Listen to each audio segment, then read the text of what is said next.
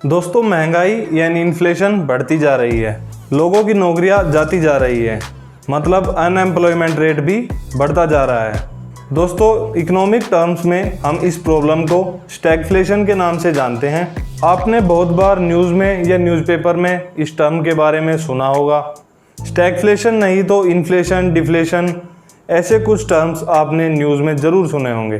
News में नहीं तो आपने न्यूज़पेपर में इन सब के बारे में ज़रूर पढ़ा होगा, क्योंकि न्यूज़ में तो रिहा, कंगना और पाकिस्तान के अलावा न्यूज़ वालों के पास आजकल कोई टॉपिक बच नहीं गया है डिस्कस करने के लिए। तो दोस्तों, आज हम जानने वाले हैं कि इन्फ्लेशन क्या होता है, डिफ्लेशन क्या होता है, और आजकल जो टर्म यूज़ हो रही है स्टैगफ्लेशन, वो क्या होता है। इन सब चीज़ों से मेरे पे और आप पर क्या इफ़ेक्ट पड़ता है, क्या वो तरीके हैं जिससे हम महंगाई से बच सकते हैं और अनएम्प्लॉयमेंट से भी बच सकते हैं, ये सब कुछ आज हम इस वीडियो में डिस्कस करने वाले हैं। तो मोबाइल को पोर्ट्रेट मोड पर कर लीजिए और आराम से कुर्सी पर बैठ जाइए, क्योंकि ये सब कुछ हम जानने वाले हैं बिल्कुल आसान भाषा में। तो नमस्कार दोस्तों, मेरा नाम है ललित, आप देख रहे हैं फाइनेंशियल ज्ञान। चलिए वीडियो को स्टार्ट करते हैं।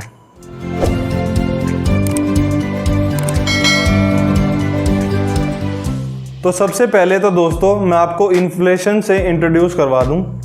इन्फ्लेशन का मतलब होता है टाइम टू टाइम महंगाई जो बढ़ती है। आप सबने अपने बचपन में 1 रुपए की 4 टॉफ़ी ज़रूर खरीदी होगी, लेकिन जैसे जैसे टाइम बीतता चला गया, महंगाई बढ़ती चली गई। आपने नोटिस किया होगा कि आज के टाइम में 1 रुपए की 2 या फिर 1 ही टॉफ़ी आती है। इसी चीज़ को हम औरों पे अप्लाई करके देखें तो टाइम टू टाइम हर चीज़ के प्राइजेस बढ़ते जाते हैं। इसी को हम महंगाई कहते हैं, और जिस रेट पर ये महंगाई बढ़ती है उसे हम इन्फ्लेशन रेट कहते हैं। तो दोस्तों, सबसे पहले समझते हैं कि ये महंगाई बढ़ती क्यों है। तो दोस्तों, किसी भी कंट्री में उसकी गवर्नमेंट का या सेंट्रल बैंक्स का एक ही मेन फोकस होता है कि किसी भी तरीके से जीडीपी को बढ़ाना। और जीडीपी तब बढ़ती है जब हर चीज़ की उस देश में प्रोडक्शन बढ़ती है, हर इंडस्ट्री में प्रोडक्शन ज़्यादा हो रही होती है, तो जीडीपी बढ़ जाती है।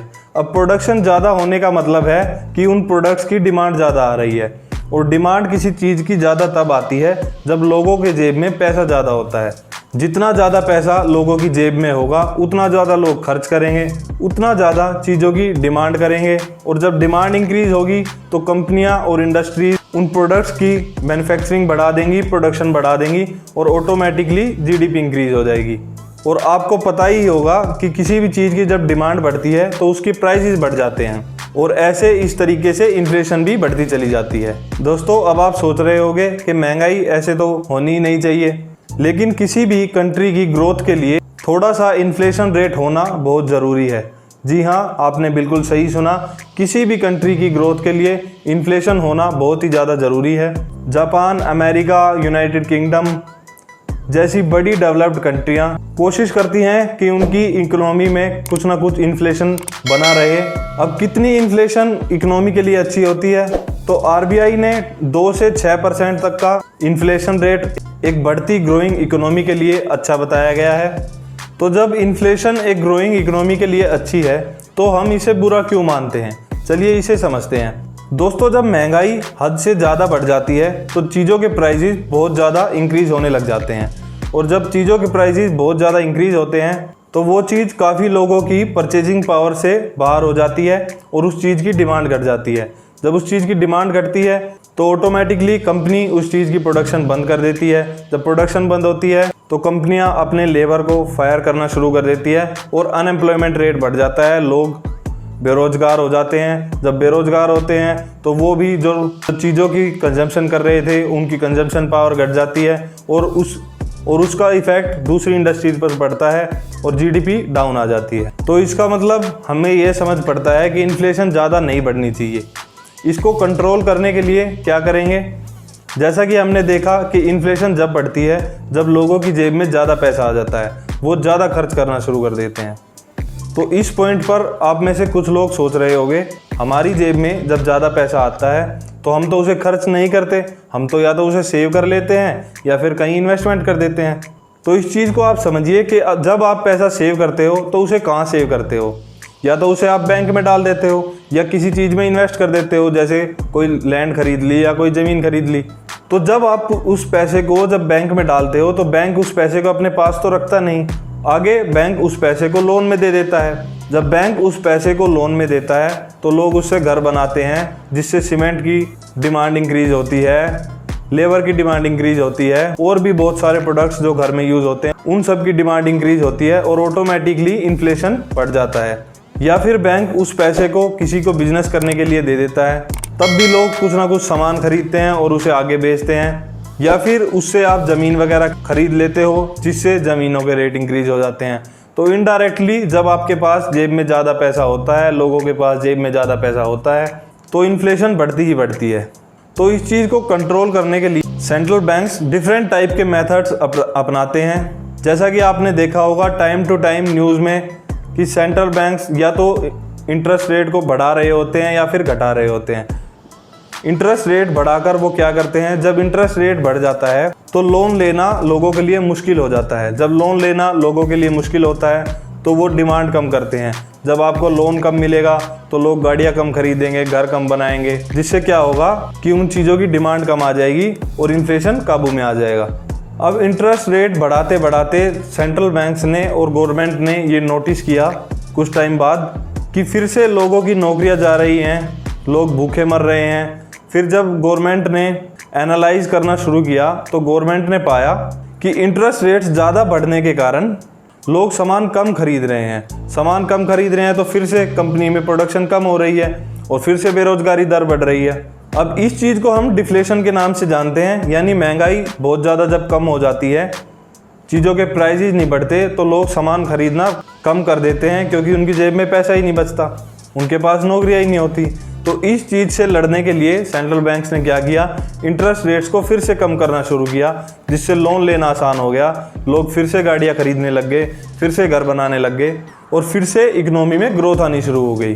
तो इन सब सिचुएशन को देखते हुए सेंट्रल बैंक्स ने देखा कि अगर इन्फ्लेशन 2 से 6% के बीच में रहे तो बढ़िया रहती है, लोगों को नौकरियां भी मिलती रहती हैं और जीडीपी की ग्रोथ भी टाइम टू टाइम होती रहती है।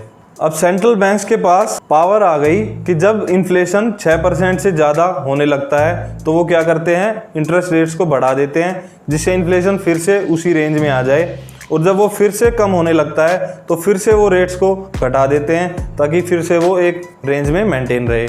अब इस चीज़ को समझने के लिए A.W. फिलिप्स ने 1958 में एक थ्योरी दी, जिसको हम फिलिप्स कर्व के नाम से जानते हैं। उसमें उन्होंने समझाया कि जब अनएम्प्लॉयमेंट बढ़ती है तो इन्फ्लेशन घट जाती है, और जब अनएम्प्लॉयमेंट कम होती है तो इन्फ्लेशन बढ़ जाती है। उस टाइम तक इस चीज़ को कोई क्वेश्चन नहीं कर रहा था, लेकिन जैसे जैसे टाइम बीतता गया तो किसी ने आर्थर बर्ग से क्वेश्चन किया कि फिलिप्स कर्व में हमें एक कमी दिखाई देती है, अगर किसी दिन ऐसी सिचुएशन आ गई कि अनएम्प्लॉयमेंट भी बढ़ती जा रही है और इन्फ्लेशन भी बढ़ता जा रहा है, तब हम क्या करेंगे। तो उस टाइम पे उनके पास इस चीज़ का कोई जवाब नहीं था। लेकिन 1970 में कोइंसिडेंटली बड़ी बड़ी डेवलप्ड कंट्रीज को ऑयल शॉक लगा, तो उनकी इकोनॉमी पे इतना ज़्यादा इफेक्ट पड़ा कि ऑयल की वजह से हर चीज़ की डिमांड पर इफेक्ट पड़ा और लोगों की नौकरियां जाने लग गई और अनएम्प्लॉयमेंट रेट बहुत ज़्यादा बढ़ गया, और जिसकी वजह से चीज़ों के प्राइजेस भी बढ़ने लग गए।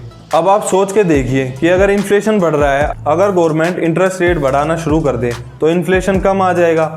लेकिन जब गवर्नमेंट इंटरेस्ट रेट बढ़ाना शुरू करेगी तो लोगों की जेब में और ज़्यादा पैसे कम हो जाएंगे और लोग और ज़्यादा बेरोजगार हो जाएंगे।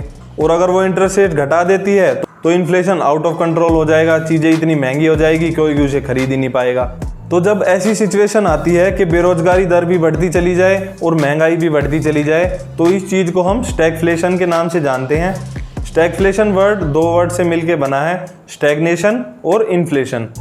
स्टैग्नेशन मतलब जीडीपी की दर में गिरावट आ जाना या फिर जीडीपी की ग्रोथ होना रुक जाना, और इन्फ्लेशन रेट के बढ़ते चले जाना। अब इस चीज़ को विंस्टन फ्रीडमैन ने 1970s में आंसर किया। उस टाइम पे उन्होंने इस चीज़ को आंसर करते हुए बहुत ही ज़्यादा पॉपुलैरिटी पाई। दोस्तों, इन्फ्लेशन या डिफ्लेशन से सरकार आसानी से लड़ लेती है इंटरेस्ट रेट्स को कंट्रोल करके, या फिर 1-2 मेजर्स और होते हैं सरकार के पास, ओपन मार्केट ऑपरेशन करके या गवर्नमेंट एक्सपेंडिचर को बढ़ाकर। लेकिन जब स्टैगफ्लेशन आती है तो सिचुएशन को कंट्रोल कर पाना बहुत ही ज़्यादा मुश्किल हो जाता है, और इस चीज़ से लड़ने के लिए अब तक हमारे पास कोई बहुत ज़्यादा इफेक्टिव तरीका नहीं है। तो आज हम स्टैगफ्लेशन की बात क्यों कर रहे हैं, आप ये चार्ट देखिए। ये चार्ट जनवरी 2020 का है। इसमें साफ दिख रहा है कि इंडिया जो है स्टैगफ्लेशन की चपेट में आता जा रहा है। अब उस चीज़ को कंट्रोल करने के लिए गवर्नमेंट कुछ मेजर लेती कि तब तक पेंडेमिक आ गया, और जैसे जैसे हम नोटिस कर रहे हैं कि लोग और भी ज़्यादा बेरोजगार होते जा रहे हैं और इन्फ्लेशन बढ़ता जा रहा है। जैसा कि आप न्यूज़ में देख रहे होंगे 7% से ऊपर इन्फ्लेशन जा चुका है, और हमें ऐसा लगता है कि इंडिया जो है स्टैगफ्लेशन की चपेट में आ गया है। बाकी डेटा जब अपडेट होगा हमें पता चल जाएगा। तो अब बात आती है कि क्या स्टैगफ्लेशन से लड़ने का कोई भी तरीका नहीं है। तो मॉडर्न इकोनॉमिस्ट कुछ तरीके सजेस्ट करते हैं स्टैगफ्लेशन से लड़ने के। तो स्टैगफ्लेशन से लड़ने का सबसे पहला तरीका है कि आप इंटरेस्ट रेट को बढ़ाइए मत, क्योंकि जब आप अगर इंटरेस्ट रेट बढ़ाने लग गए तो इन्फ्लेशन तो कंट्रोल में आ जाएगा, लेकिन बेरोजगारी दर और भी ज़्यादा बढ़ जाएगी। तो इस चीज़ से लड़ने के लिए इंटरेस्ट रेट को हमें कंट्रोल में रखना पड़ता है, और फिर हम एनालाइज करने की कोशिश करते हैं कि ये प्रॉब्लम सप्लाई साइड की है या फिर डिमांड साइड की है। तो मेनली हम इसमें सप्लाई साइड को पुश करने की कोशिश करते हैं कि किसी तरह चीज़ों की सप्लाई बढ़ जाए, क्योंकि जब सप्लाई चीज़ों की बढ़ेगी तो उन चीज़ों की प्रोडक्शन होना शुरू हो जाएगी। जब प्रोडक्शन होगी तो लेबर की ज़्यादा ज़रूरत पड़ेगी, लोगों को नौकरियां मिलनी शुरू होगी और प्रॉब्लम को सोल्व करने में आसानी होगी। तो सप्लाई को हम कैसे इंक्रीज कर सकते हैं? तो सप्लाई को इंक्रीज करने के लिए या तो आप डीरेगुलेशन करिए या फिर आप प्राइवेटाइजेशन करिए। डीरेगुलेशन का मतलब है कि आप रूल्स रेगुलेशन को इजी कीजिए, जिससे एक बिजनेसमैन ज़्यादा से ज़्यादा अपनी बिजनेस एक्टिविटीज़ को बढ़ा सके। आप इनकम टैक्स में छूट दीजिए या फिर आप ईज ऑफ डूइंग बिजनेस कीजिए, रूल्स रेगुलेशन में छूट दीजिए, ज़्यादा से ज़्यादा उसको इंसेंटिव दीजिए ताकि बिजनेस क्लास मोटिवेट हो और वो ज़्यादा से ज़्यादा प्रोडक्शन करने की कोशिश करे। या फिर आप चीज़ों को प्राइवेटाइज कीजिए। अब प्राइवेटाइजेशन सुन के काफ़ी लोगों को लगेगा, मेनली गवर्नमेंट एम्प्लॉयज़ को, कि प्राइवेटाइजेशन तो बहुत ही ज़्यादा ख़राब चीज़ होती है। लेकिन पिछले कुछ सालों में हमने देखा है कि जहाँ जहाँ प्राइवेटाइजेशन आया है वहाँ वहाँ ग्रोथ ज़रूर आई है। आप खुद ही एनालाइज करके देख लीजिए किसी भी प्राइवेट बैंक को या फिर गवर्नमेंट बैंक को या फिर किसी भी गवर्नमेंट कंपनी को और प्राइवेट कंपनी को, कि कौन ज़्यादा प्रोडक्शन करती है, कौन ज़्यादा लोगों को एम्प्लॉयमेंट देती है। तो इससे होगा क्या, जो ऑलरेडी हमारे पास कैपेसिटी है उससे हम ज़्यादा प्रोड्यूस करने की कोशिश करेंगे और ज़्यादा से ज़्यादा लोगों को एम्प्लॉयमेंट देने की कोशिश करेंगे। और अगर किसी चीज़ की डिमांड नहीं है तो आप उसको डिमांड को इंक्रीज करने की कोशिश करेंगे, लोगों की जेब में पैसा देंगे, गवर्नमेंट लोगों को पैसा देगी। जैसे अमेरिका में आपने देखा होगा जो फिस्कल स्टिमुलस मिला है, उसमें डायरेक्ट गवर्नमेंट ने लोगों के बैंक अकाउंट में पैसे ट्रांसफ़र किए हैं, जिससे ज़्यादा से ज़्यादा लोग डिमांड करें, प्रोडक्शन इंक्रीज़ हो, अनएम्प्लॉयमेंट घट जाए और इन्फ्लेशन काबू में आ जाए। तो दोस्तों ये था स्टैगफ्लेशन। ये सुनने में काफ़ी आसान लगता है, लेकिन इसको कंट्रोल कर पाना काफ़ी मुश्किल टास्क है। आप मुझे कमेंट करके बताइए कि गवर्नमेंट जो मेजर्स ले रही है वो कौन से ऐसे मेजर्स हैं जो इस चीज़ से रिलेटेड हैं। क्या आपको लगता है कि उन मेजर्स से क्या कुछ इफ़ेक्ट पड़ेगा? और अगर आपको कोई भी चीज़ समझ नहीं आई हो, मुश्किल लगी हो, तो आप मेरे को इंस्टाग्राम पे मैसेज कर सकते हैं, जिसका लिंक डिस्क्रिप्शन में है। और इन्फ्लेशन क्यों ज़्यादा ज़रूरी होती है, इसके लिए आप मेरी ये वाली वीडियो देख सकते हैं। इसमें मैंने समझाया है कि इन्फ्लेशन ज़रूरी क्यों होती है एक कंट्री के लिए, एक जीडीपी के लिए। तो दोस्तों उम्मीद करता हूँ आज की वीडियो आपको समझ आई होगी, आज के टॉपिक्स आपको समझ आए होंगे।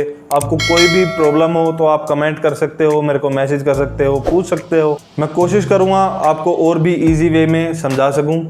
आज के लिए बस इतना ही, मिलते हैं नेक्स्ट वीडियो में। Thank you so much.